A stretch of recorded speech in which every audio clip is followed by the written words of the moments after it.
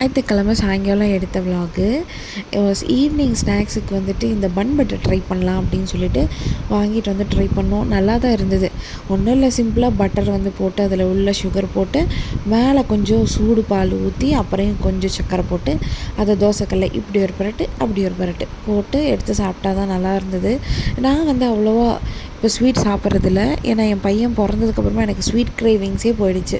Tea coffee ஒத்துக்கிறதுல அந்த மாதிரி நிறைய அந்த 30 வயசு ஆனாலே இந்த பாதி உடம்பு வந்து காலியாகுது. அந்தளவுக்கு வந்து நிறைய டைஜஸ்டிவ் ப்ராப்ளம் அப்படி இப்படின்னு வந்துடுறதுனால நைட்டு வந்து அளவாக சாப்பிட்டுக்கிறது.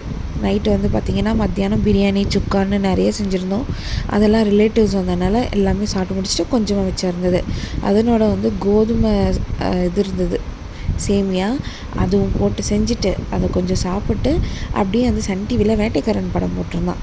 எனக்கு வந்து விஜய் தளபதினா ரொம்ப பிடிக்கும். அதுவும் இல்லாமல் அனுஷ்காவையும் பிடிக்கும்.